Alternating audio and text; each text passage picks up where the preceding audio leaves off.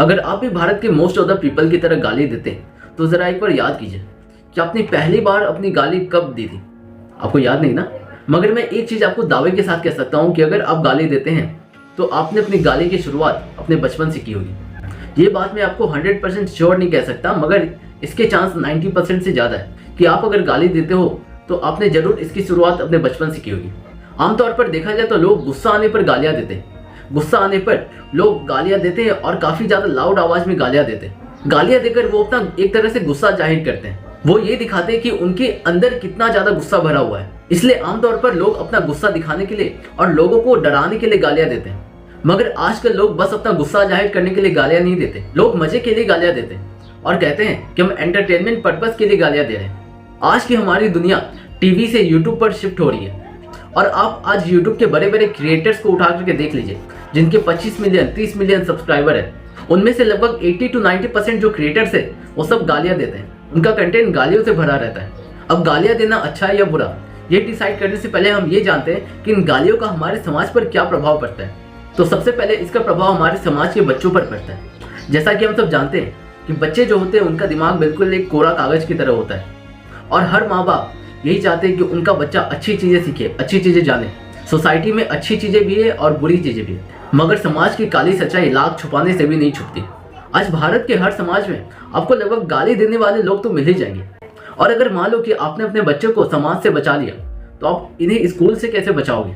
क्योंकि ज़्यादातर बच्चे स्कूल जाकर के गालियाँ सीखते हैं और वहाँ पर जाकर बिगड़ जाते हैं। अगर आपके बच्चे को शुरू से एक अच्छा फ्रेंड सर्कल ना मिले तो भले ही आपके बच्चे के एज ग्रुप के जो बच्चे हैं वो गालियाँ ना दे, मगर जो स्कूल के जो बड़े बड़े सीनियर्स बच्चे होते हैं उनमें कुछ तो ऐसे होते हैं जिनकी सुबह शाम गाली उनके जबान पर होती है। अब स्कूल में कुछ बच्चे सोसाइटी से ऐसी ऐसी चीज़ें सीख करके आते हैं जिनका आप अंदाजा भी नहीं लगा सकते, और वो जब बुरे बच्चे अच्छों बच्चों के साथ मिलेंगे तब रिएक्शन तो होगा ही। मगर मान लो कि आपने अपने बच्चे के माइंड को स्कूल से भी बचा लिया, तो अब बारी आती है सोशल मीडिया की। अब आप समाज से अपने बच्चे को बचा लिए हो, अब आप स्कूल से अपने बच्चे को बचा लिए हो, मगर अब आप सोशल मीडिया से अपने बच्चे को कैसे बचाओगे? सोशल मीडिया एक ऐसी जगह है जहाँ पर अच्छी और बुरी दोनों चीज़ें हैं। आजकल बच्चों के प्रोटेक्शन के लिए यूट्यूब किड्स नाम का एक अलग से फीचर भी आ गया, मगर ये भी 100% सक्सेसफुल नहीं है। इसमें भी कुछ ना कुछ वल्गर कंटेंट आ ही जाते हैं और आजकल के बच्चे तो इतने ज़्यादा स्मार्ट हो चुके हैं कि जो भी चीज़ उन्हें चाहिए होती है वो कुछ ना कुछ करके उसे खोज ही लेते हैं।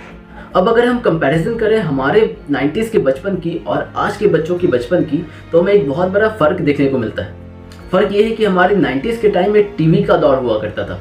उस समय सोशल मीडिया का कोई दौर नहीं था।